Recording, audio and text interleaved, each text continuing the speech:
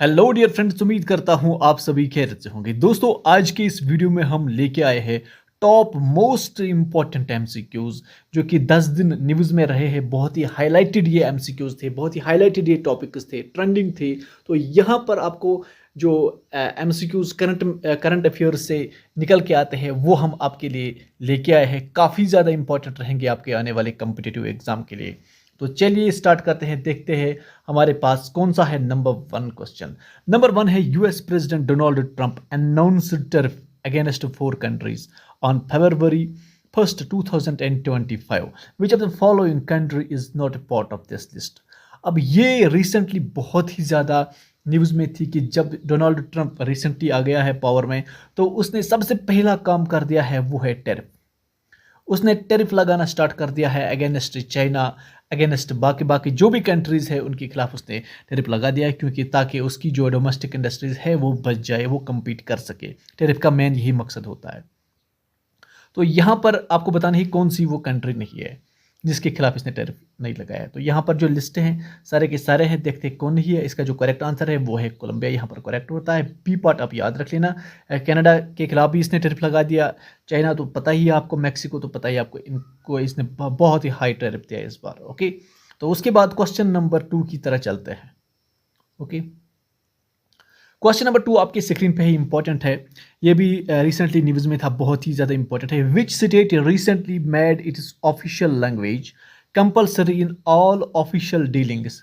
Which is the language. अब आपको बतानी है कि एक स्टेट है इंडिया की जिसने अपनी जो ऑफिशियल लैंग्वेज है वो जो ऑफिशियल डीलिंग इसके लिए डिक्लेयर कर दी है। सारे के सारे जो हम वहाँ पर इन्होंने कीबोर्ड भी जो है ना, कीबोर्ड ऑफिस में होता है, उसको भी इन्होंने इस लैंग्वेज में तब्दील करने का जो डिसीजन दे दिया है। कौन सी वो स्टेट है, कौन सी वो लैंग्वेज है, वो आपको बताना है। 3 सेकंड है आपके पास। इसका करेक्ट आंसर है यहाँ पर महाराष्ट्र।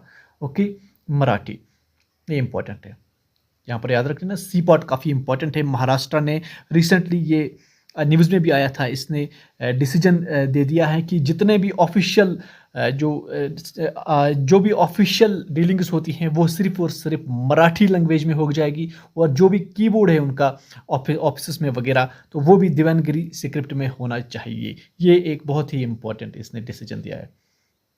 उसके बाद क्वेश्चन नंबर 3 की तरह चलते हैं, इंपॉर्टेंट है। What is the recently launched open AI tool called. बहुत ही इंपॉर्टेंट है। अब यहाँ पर 2 इंपॉर्टेंट चीजें हैं। एक तो रिसेंटली चाइना ने डीप सी का जो किया है उसने रिसर्च, उसको वो यहाँ पर उसकी बात नहीं कर रही है। दूसरा एक ओपन एआई टूल है, तो ये आपको बताना है कौन सा वाला है, काफी इंपॉर्टेंट है। तो इसका जो दोस्तों करेक्ट आंसर है वो है डीप रिसर्च, ये भी याद रख लेना। ओके, उसके बाद क्वेश्चन नंबर हम चलते हैं 4 की तरह, काफी ज्यादा इंपॉर्टेंट है। यहाँ पर है क्वेश्चन नंबर 4 है who one the Tata steel masters title. काफी इंपॉर्टेंट है, ये भी हर साल ये टाइटल दिया जाता है। इस बार किसने दिया है ये टाटा स्टील मास्टर्स टाइटल, किसने लिया है, काफी इंपॉर्टेंट है। इसका जो करेक्ट आंसर डायरेक्ट देखेंगे वो है बी पॉट, यहाँ पर करेक्ट हो जाता है, और प्रज्ञानंदा यहाँ पर करेक्ट हो जाता है। ओके, हम चलते हैं क्वेश्चन नंबर 5 की तरह। काफी इंपॉर्टेंट क्वेश्चन नंबर 5 है। In which state was the AI action summit recently held. काफ़ी ज़्यादा इंपॉर्टेंट है। एआई मीन्स यहाँ पर आर्टिफिशियल इंटेलिजेंस है, जिसमें इंडिया ने भी पार्टिसिपेशन की, काफ़ी ज़्यादा ये इंडिया की दरमियानी थी। तो यहाँ पर आपको बताना है कहाँ पे हुई है। तो इसका जो दोस्तों करेक्ट आंसर है वो है पेरिस। पेरिस फ्रांस में हुई है, ये इंपॉर्टेंट है काफ़ी ज़्यादा। क्वेश्चन नंबर 6 आपकी स्क्रीन पे इंपॉर्टेंट है। Which team one the Asia mixed team badminton championship.